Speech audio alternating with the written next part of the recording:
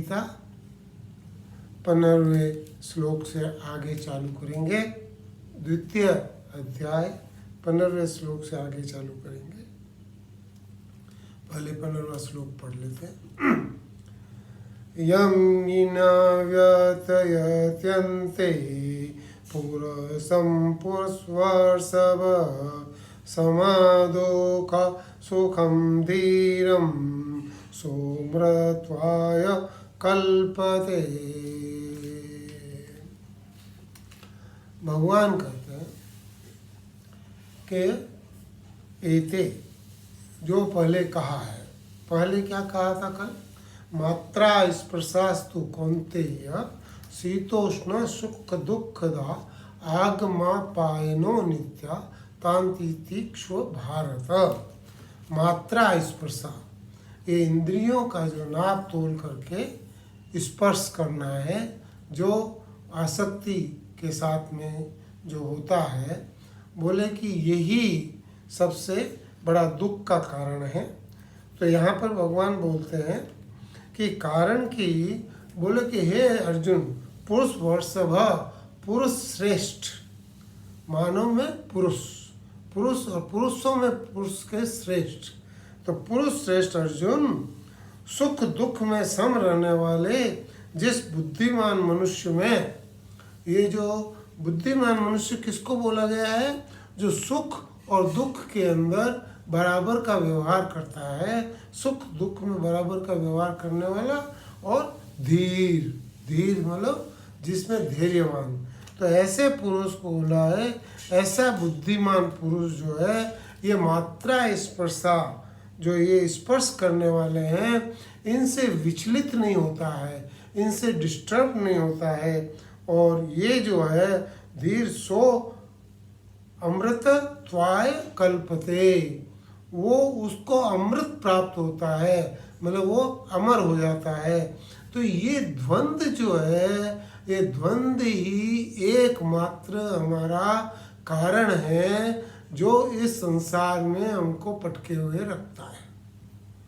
अगर इस द्वंद्व को हम खत्म कर दें, ये सुख दुख की बात खत्म कर दें, तो भगवान बोलते हैं कि वो अमर हो जाता है, अर्थात उसको अमर ही समझना चाहिए। देखिए अब क्या है, सुख और दुख क्या है?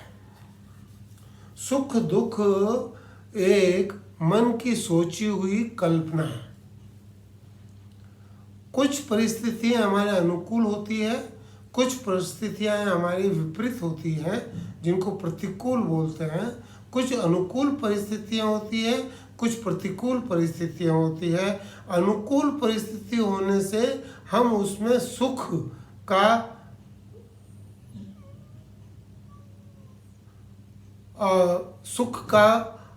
इच्छा या सुख की भावना हमारे में आती है। और अगर प्रतिकूल परिस्थिति होती है तो उसमें हमको दुख होता है कि भाई ऐसा नहीं होना चाहिए था, या ऐसा होना चाहिए था। ये जो सुख दुख है, ये मन बुद्धि की अपनी कल्पना है, ये कहीं पे है नहीं। ये कहीं पे देखिए, प्रकृति, रामायण में अरण्य कांड है। अरण्य कांड कहते हैं जंगल को।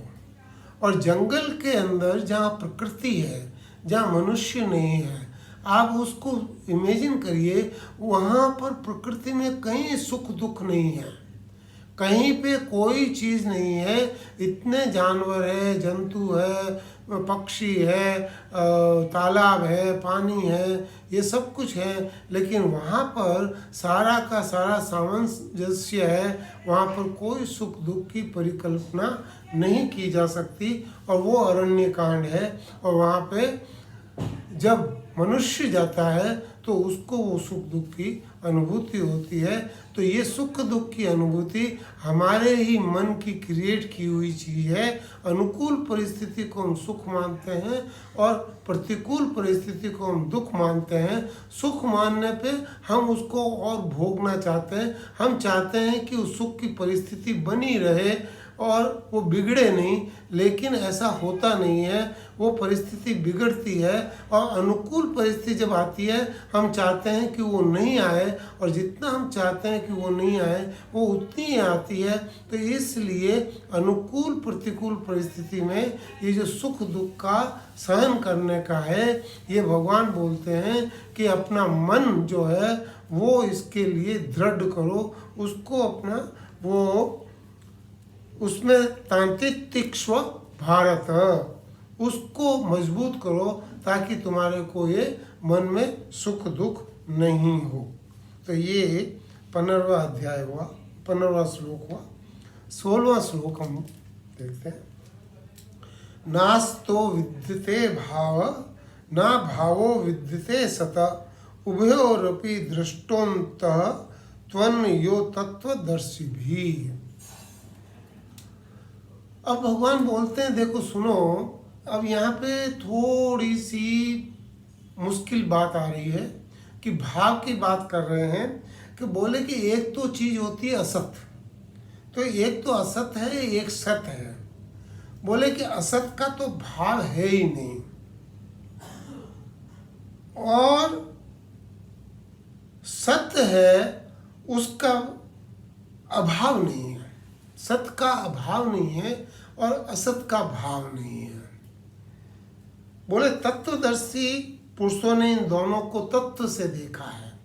तत्व से देखा है मतलब इन पांचों इंद्रियों से उसको समझा है, किया है, तो उसका अनुभव किया है।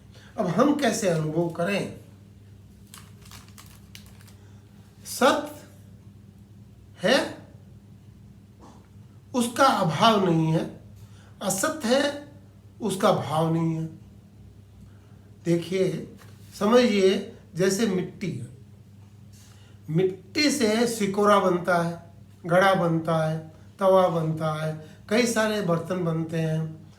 लेकिन वो जो बर्तन बनते हैं वो पहले नहीं थे, मिट्टी में नहीं थे,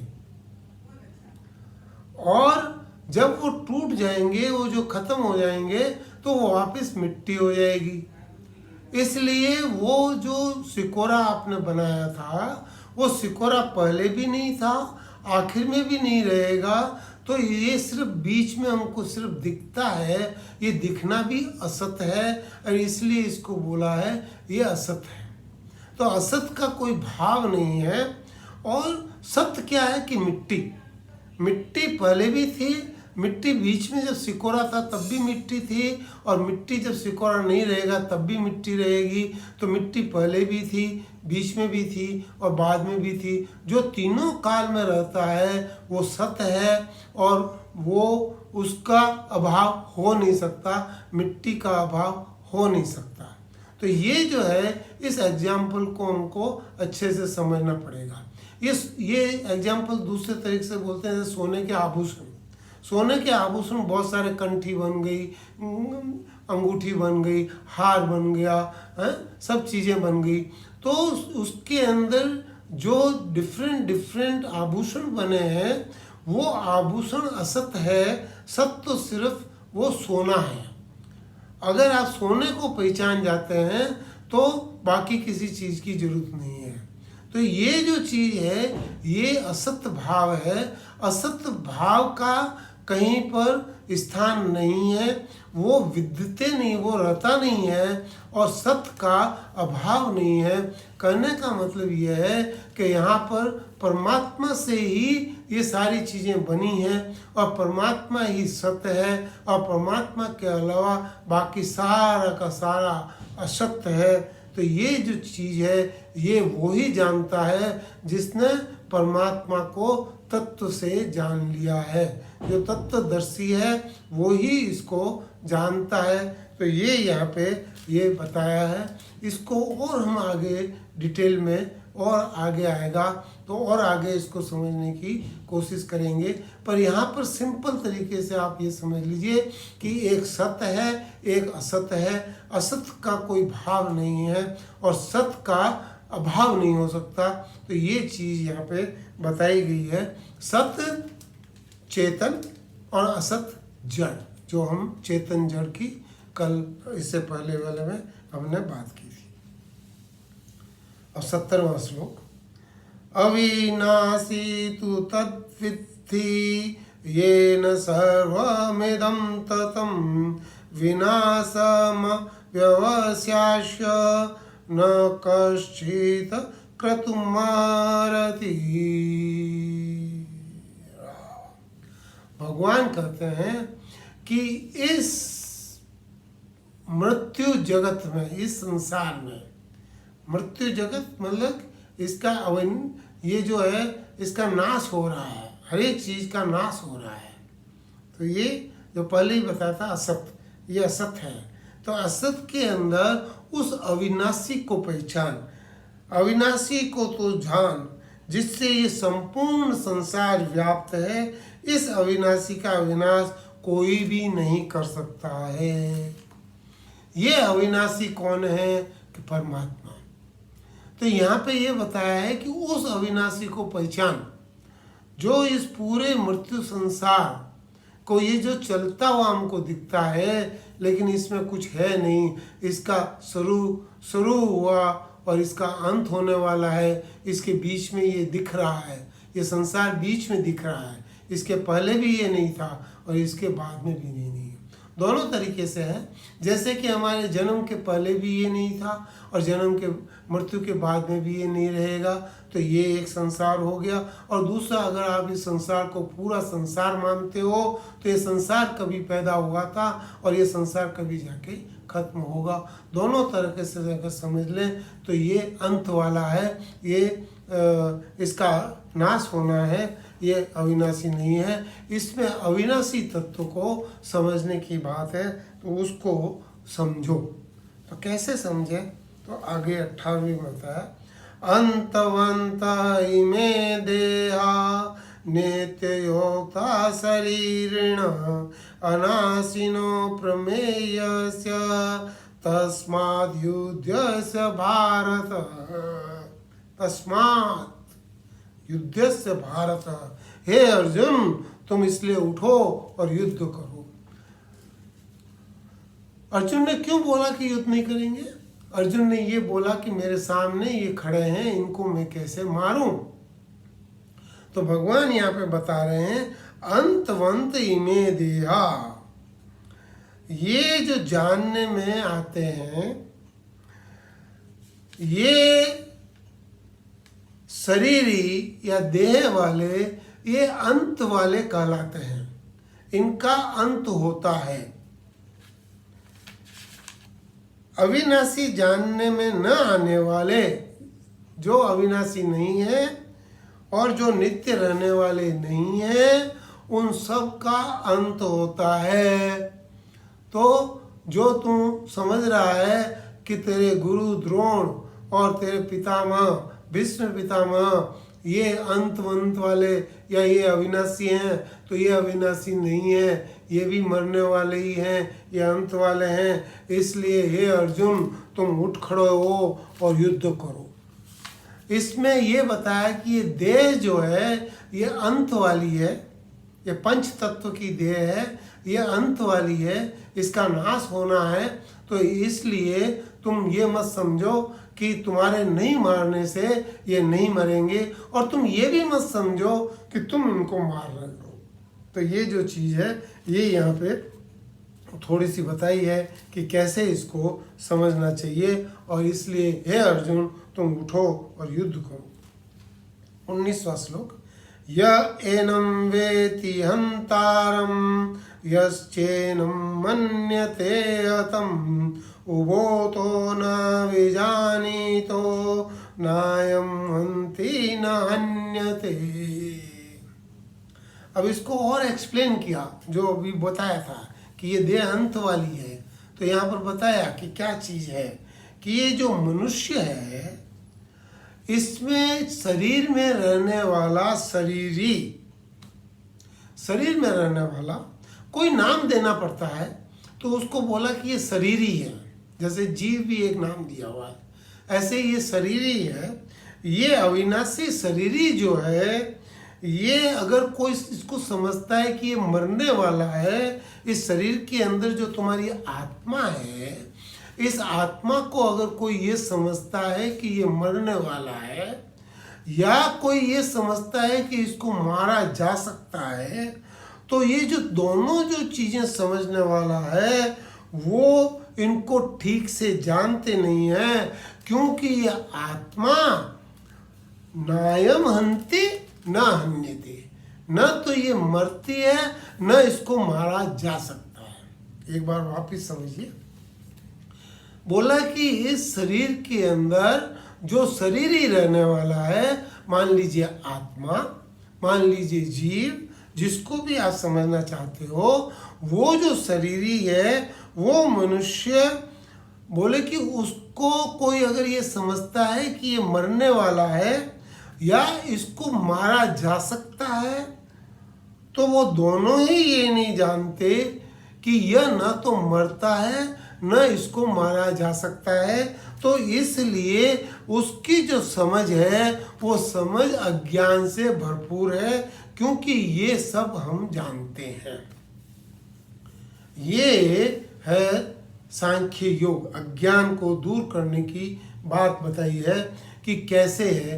एक तरह से देखो तो जैसे कि हम सड़क पे चलते हैं, हम गाड़ी में बैठे हुए हैं, गाड़ी में बैठे हुए हमारी गाड़ी से किसी की कोई टक्कर लग गई, दोनों निकलते हैं, आपस में लड़ाई करते, तूने मेरी गाड़ी तोड़ दी, तूने मेरी गाड़ी तोड़ दी। ये जो मेरा तेरा अनुकूल प्रतिकूल परिस्थिति के कारण ये सुख दुख का अनुभव हुआ, और ये सुख दुख का अनुभव हम जब तक इस संसार के अंदर हैं हमारे को वहाँ पे लगता है। विचार कीजिए कि पूरी पृथ्वी के ऊपर, पृथ्वी के धरातल के ऊपर इतने सारे जीव रहते हैं। कुछ जीव उड़ते हैं, बहुत कम एक लेयर है जिसके अंदर सारे जीव हैं, और उसके नीचे भी पानी के अंदर एक छोटी लेयर है जिसके अंदर सारे जीव हैं। इस पूरी पृथ्वी के चारों तरफ एक छोटी सी झिल्ली है जहाँ पर के सारे जीव, पक्षी, जंतु, ये समुद्र में रहने वाले ये सारे जीव रहते हैं, बाकी नहीं रहते। अब आप समझिए कि इसके अंदर आप थोड़ा ऊपर उठ जाइए। आपने जब एक्सीडेंट हुआ था तो आपने तेरा मेरा किया था, झगड़ा किया था। अब आप थोड़ा ऊपर उठ जाइए और ये ऊपर से जाके इसको देखिए कि ये सड़कें चल रही है और सड़कों के ऊपर ये गाड़ियाँ चल रही है। तो गाड़ियाँ जो चल रही है आपको दिख रही है, उसमें जो चलाने वाला है वो आपको दिखता नहीं है। आपको सिर्फ ये दिखता है कि ये गाड़ियाँ चल रही है, और वो गाड़ियाँ जब टक्कर होती है तो आप जहाँ ऊपर हैं वहाँ से आपको न तो उसका सुख होता है न दुख होता है कि वो गाड़ी की टक्कर हो गई, क्योंकि आपने अपने आप को इतना ऊंचा उठा लिया कि आप वो नीचे की स्थिति अब आपको दिक्कत नहीं दिख रही है। इसी तरह इंसान को अपने आप को इतना उठा लेना चाहिए कि ये जो नीचे की जो चीज़ें हो रही हैं वो आपस में ये चीज़ें उसके दिमाग के अंदर इफेक्ट नहीं करें, उसको उसके सुख दुख का अनुभव नहीं हो। ये यहाँ पे बताया है कि एक तो वो है जो नीचे हैं, तो वो जो शरीर है ये शरीर अंत वाला है, नाश वाला है, और वो अविनाशी है। अगर तू अविनाशी है थोड़ा सा ऊपर उठ के देख ले कि सुख दुख तो तेरा है ही नहीं। ये यहाँ पे समझ की बात बताई है, और इसको हम और आगे एक्सटेंड करेंगे। पर यहाँ पर ये जो 5 श्लोक अभी आज हमने कवर किए हैं, इसमें अविनाशी के बारे में बताया है, और अविनाशी को समझना है, चेतन को समझना है, परमात्मा को समझना है, संसार से परमात्मा अलग है। ये बात हमारे दिमाग में ठीक तरह से बैठ जाए कि हम ये समझ लें कि ये दोनों चीज़ें अलग हैं। सुख दुख का अनुभव तभी तक होता है जब तक हम उस स्थिति में होते हैं। स्थिति से जब हम ऊपर उठ जाते हैं तो हमारा सुख दुख का अनुभव वो जो होता है वो कम होता चला जाता है और एक जगह जाके क्षीण हो जाता है। तो हमको यही चीज़ इसके अंदर समझनी है। हम इसको समझेंगे और आगे इसके बारे में बढ़ेंगे। मैं जानबूझकर कोई भी वेदांत के शब्द नहीं यूज़ कर रहा हूँ, उनको सरल बनाने के लिए कोई भी वेदांत के शब्द नहीं यूज़ कर रहा हूँ। मैं चाहता हूँ कि इस सरल सरल भाषा में जैसे इसके अंदर दिया हुआ है हम उसके अंदर उसको समझें। जहाँ ज़रूरत पड़ेगी हम उनको यूज़ करेंगे, लेकिन जब तक ज़रूरत नहीं पड़ती है तो हम वेदांत की भाषा को नहीं यूज़ करके हम सरल तरीके से समझने की कोशिश करेंगे। राम राम।